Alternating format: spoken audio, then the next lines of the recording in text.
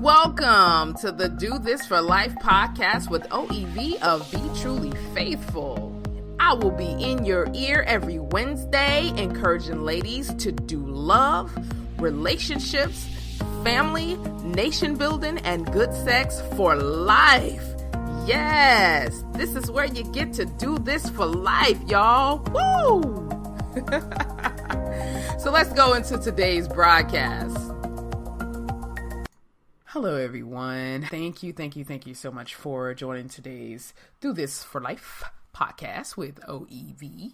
And I just really want to say thank you all for showing up in record numbers last week to my podcast, part 2 of the podcast. I hope many of you went back to listen to part 1 as well, but it showed that y'all broke out in record numbers last week. And this is just the beginning here. So I was super ecstatic to look at the insights for many of you. And many of you actually re-listened to the broadcast over and over again. Like several of you listened to it over and over again. And I was like, wow, I do podcasts like that all the time. It's not enough for me sometimes to listen to it just once or twice. Sometimes I need to listen to it several times so I can get it ingrained in me and embedded in me and just, absorb myself and totally into what's being said so that I can make changes in my life or changes in my business or whatever it may be that's going on that I need to, take heed to what's been said. So I really appreciate you all for not only just listening in and re-listening, but also sharing with loved ones. So let's move into today's podcast. Yes, because it's coming off the heels of the last 2 weeks. And I've gotten some feedback on the show. It was a question, actually. How to save relationships. How do I save my relationship? How do I save my marriage? How do I save my friendship? How do I even save my courtship? That one was pretty interesting. So much of the feedback came from people who genuinely wanted to know how to save. They were like, OEV, you said love can keep us together. Okay, tell us how. You said it compels us and it supports we show support on one another. We do all that. But how do we save the relationship? So that's the question I'm going to be answering today. And I'm going to give you secrets to saving relationships. Obvious secrets. I like when I use, when you ever hear when people use the secret to this, the secret to that, and you read it, most times you're like, I knew that. But now the way they're breaking it down may be different and intrigues you, but you knew the secret. So that's why I like to say obvious secrets, kind of like oxymoronic, cancels each other out because in other words, it really is no secret. We just got to do the work. So today I'm going to share with you 3 obvious secrets when it comes to saving relationships. Because at the end of the day, who wants to lose a relationship, right? People we really love and care about. So the flame is out of our marriages. All right. How do we rekindle it, right? So friendships are growing apart. How do we grow them back together again, right? So let's get right into it because I got 3 obvious secrets I want to share with you all today. I want to go through them rather quickly because they're so obvious, you know them, but you just need a little bit of a push and encouragement to implement them. So let's talk a little bit about the ministry of reconciliation real quick.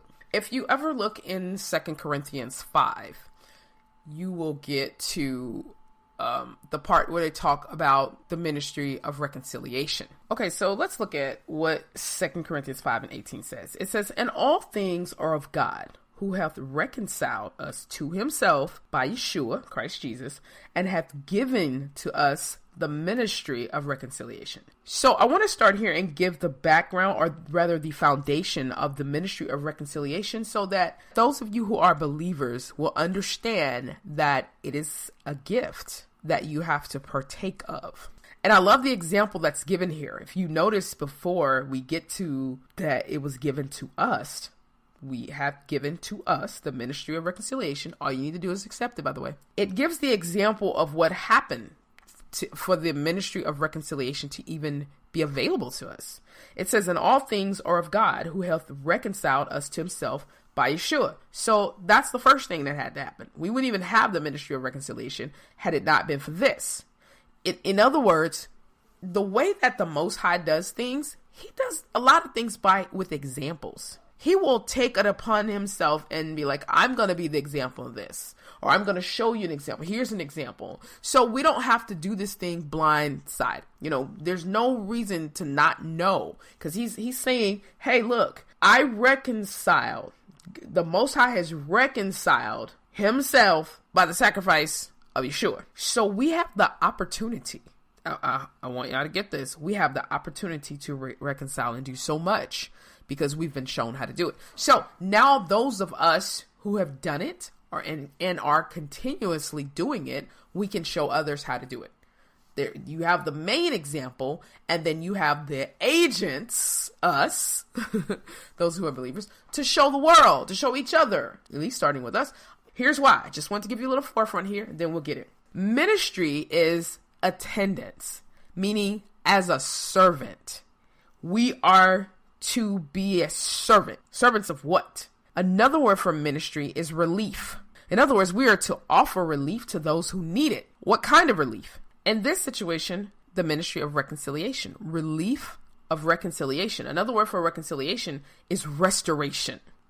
Restore, right? Restore to favor. Think about when a relationship is going well. Man, doesn't it seem like it's so much favor with that relationship? You wake up every day thinking about that person. Well, this is your best friend. What? Y'all forgive my voice. I am just getting over the flu and strep throat, and so my voice will tend to go in and out. So forgive me, but I'm going to make sure that you all at least understand what I'm saying. So, but no, it's like, yeah, best friend, but that go best friend. That's my best friend. Y'all know, y'all know how that works, right?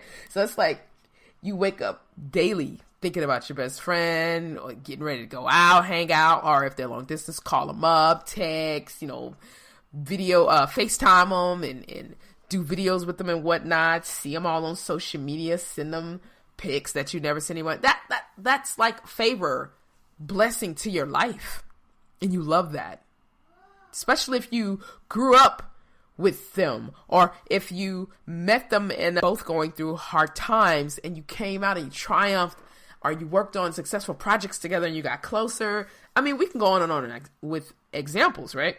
So another word for reconciliation is restoration, meaning to restore to favor. Now, when it's talking about the Most High, what he did through Yeshua, it means his version of reconciliation was restore to divine favor.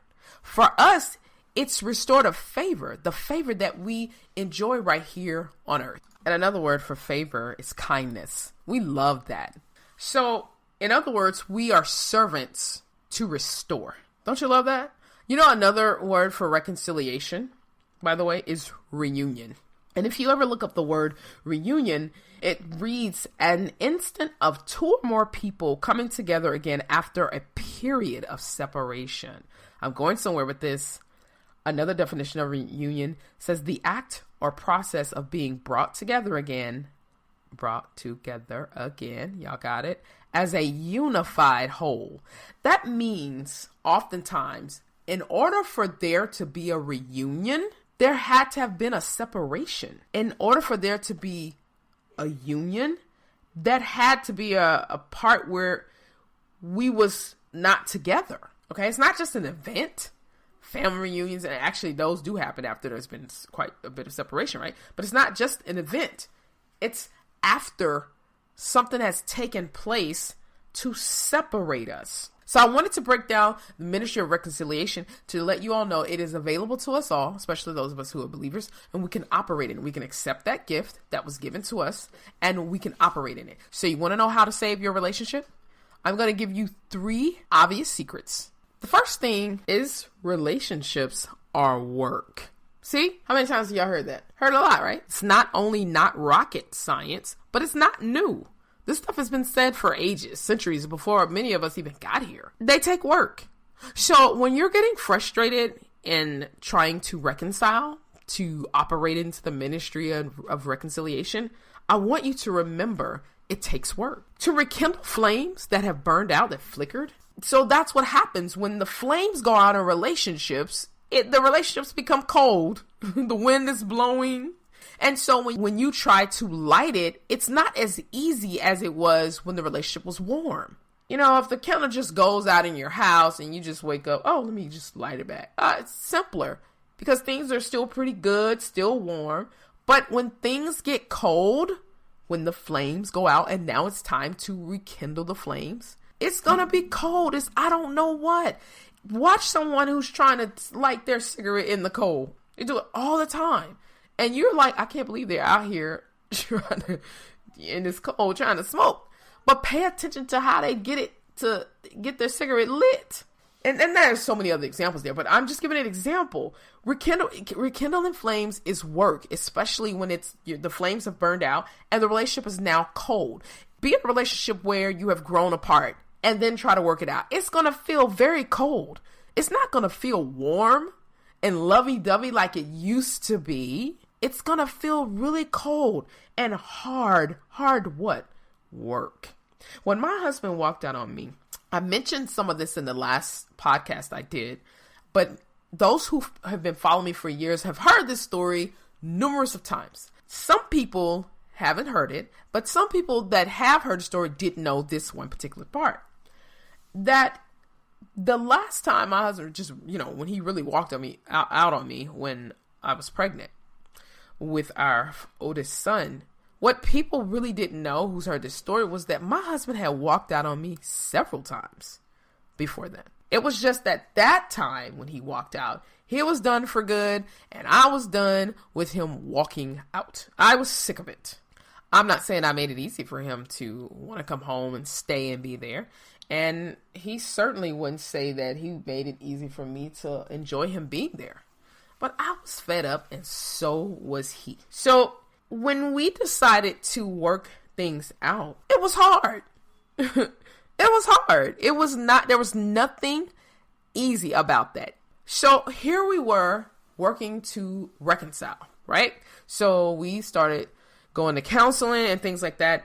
And I remember saying it's not working because shortly thereafter, we got into it again in the middle of counseling. Now, when I say in the middle of counseling, I don't mean like right there in the office. I mean like while counseling was going on. And we got into it and he walked out again. And I got so angry. I was calling myself going after him. And I picked up a brick front yard and threw it at him. But as the brick was about to leave my hand, I changed angles, position like I don't want to hit this man, and hit the car instead. That's a whole nother story for another day. And that was way back in 2009. And I just remember, us going back to counseling like the day or two after that event happened. And everything was an embarrassment to talk about. And I didn't want to address. In fact, we didn't even address that in counseling. They found out afterwards. They came out, the lady came out into the parking lot and saw it, and I was just so embarrassed. But the point was, it was hard, and that's one of the things I learned that day is, one of the things she also shared with me that morning of counseling was like, hey, listen, it's going to get harder. You all have been working up to this point of coldness in your marriage for some time now. This didn't happen overnight. So you didn't get in this situation overnight. Why are you complaining about how hard it is when it's not going to take overnight to get out of it? It's going to hurt a little bit. It's stretching you to stay in the game, to work it out, especially if both of you or all the parties involved are working to work it out. It's going to take work, y'all. If you want to save the relationship, it's going to take work. Some people will get up and go to a job every day and put their all into it, but wouldn't do the same for their marriage or their friendships or their kinships. Come on, y'all. We can do better than that. All right. So, obvious secret to saving a relationship. Number one is relationships are work. They're a lot of work, and you got to put in the work. You want to save it? Put in the work. Obvious secret number two, relationships require sacrifice. Yes, the big S word. Relationships require sacrifice. Do you know what sacrifice means? One of the definitions of sacrifice is an act of giving up something valued for the sake of something else regarded as more important or worthy.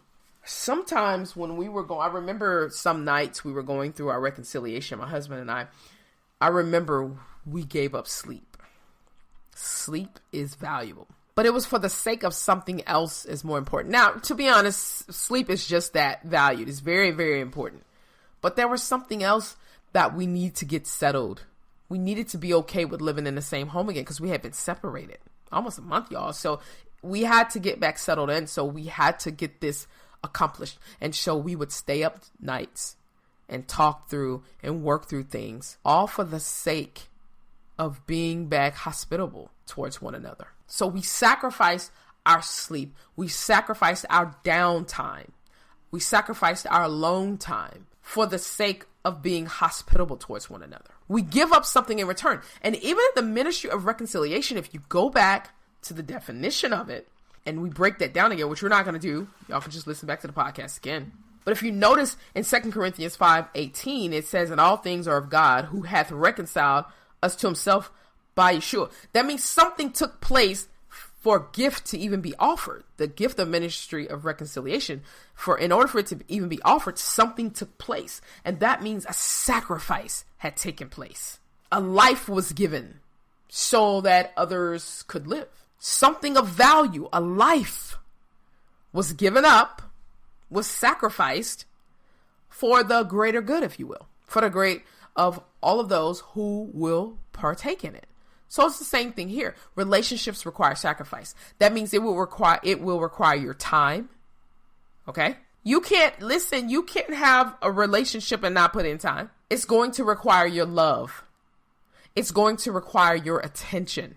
It's going to require much of you. And this is why a lot of marriages are not lasting, and even friendships, because people are not putting in the time. People are complaining about the work they have to do, but they don't complain about their work like that. Their other work, the work they get paid for because they're getting exchanged. Like even with your jobs though, y'all, and your businesses that you have, you sacrifice your time for money. So in relationships, you're going to sacrifice your time for whatever it is that you're working towards making better. If you're trying to save a relationship, if you're working to really save a relationship, you're going to have to give up some things. You're going to have to give up that sleeping a lot, or I know some people that are really big into sports, but if your relationship is wasting away during football season, you're going to have to give up some games. You're going to have to talk to your best friend or your mate or your family member during times of the big games, the playoffs and things like that. Sacrifice. Remember, love compels you. It's directional, right? It compels you to show support for one another. It's showing that I believe in you. I believe in us, and I'm going to work my behind off and prove it. Okay? So that's the second obvious secret to saving relationships. Now, last one. Relationships require maintenance. Listen to what maintenance is. This is an obvious secret. Now, you've heard all this stuff before. You're like, well, I knew this and that. Right, you do know this. It's just time for you to take heed to it because check this out. Maintenance is the process of maintaining or preserving someone or something. In other words, another word for maintenance is upkeep. Yes. You know what the antonym of upkeep is? Neglect. You can't neglect a relationship and think it's going to work. You can't neglect the people you love and think they're going to always be there for you. We have got it twisted. We be like, man, you've been there for me no matter what I did. You know what? We're living in a day stuff burns out and we tired. In fact, I got a live coming up soon and I'm going to be encouraging some women to do the opposite of some things. Well, it's all valid though. It's all valid. But anyway, so one of the synonyms of maintenance is upkeep. So let me give you an example so we can close this out. If you do not put oil in a car, it's very simple analogy here. If you don't put oil in a car and you just keep driving it, eventually it's going to fail on you. What's going to happen is your motor is going to eventually start knocking. All right. Because there's no oil in there. So it's going to start knocking, which means your motor has to be replaced, which means your motor is no longer good. Now, there are two ways to solve this problem. One way is you have two options, and then there's one other option.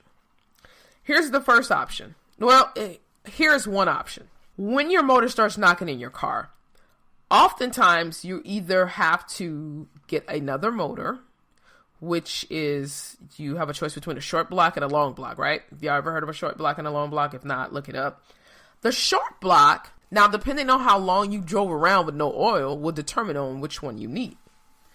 If you've been neglecting your relationship for a shorter amount of time, probably can get away with a short block motor.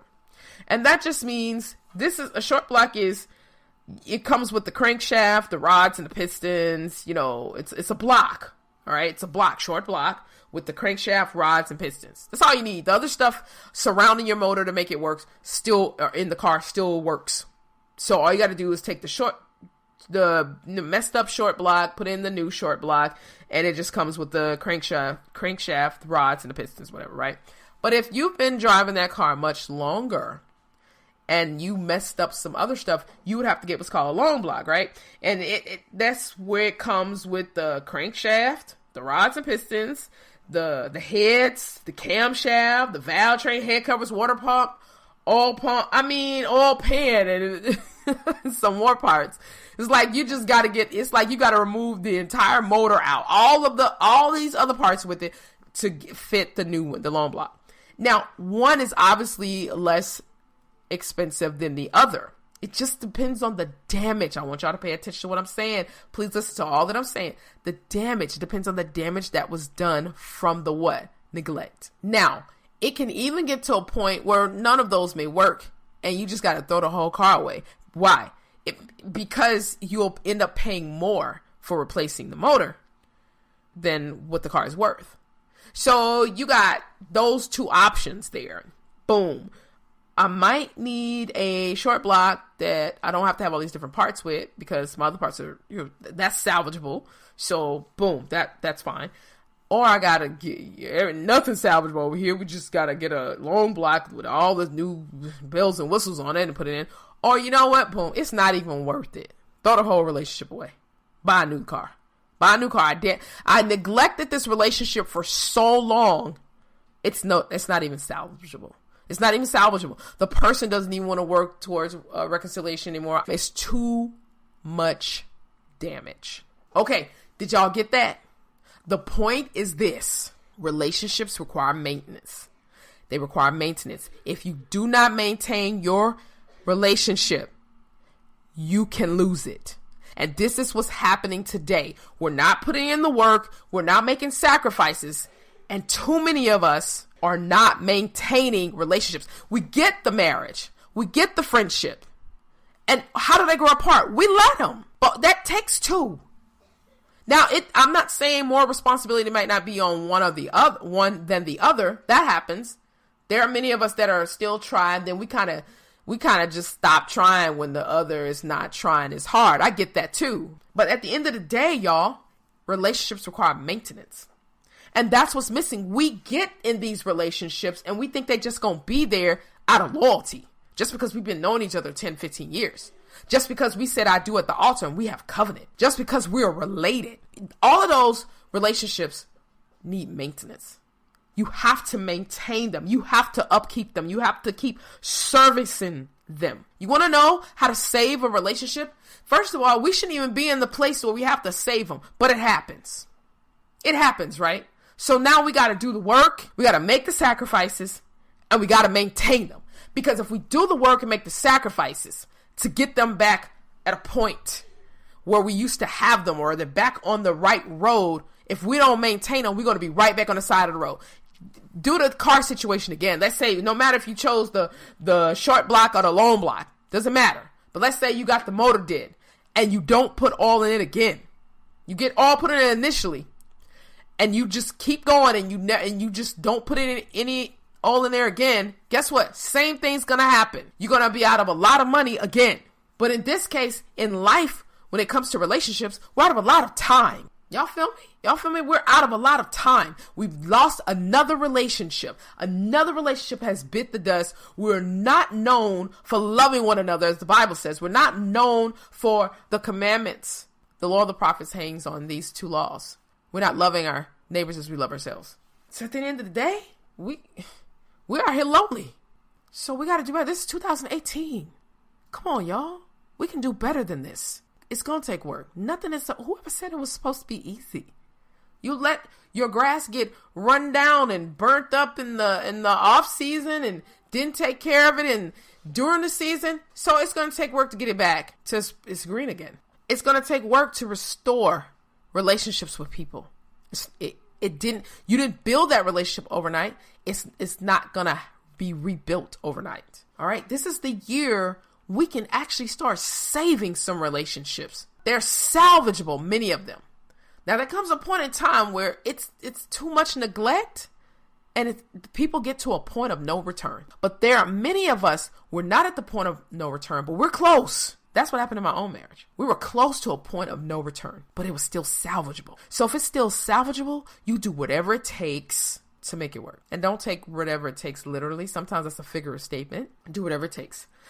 We have no excuse for not partaking in the gift of the ministry of reconciliation. We are servants to restore.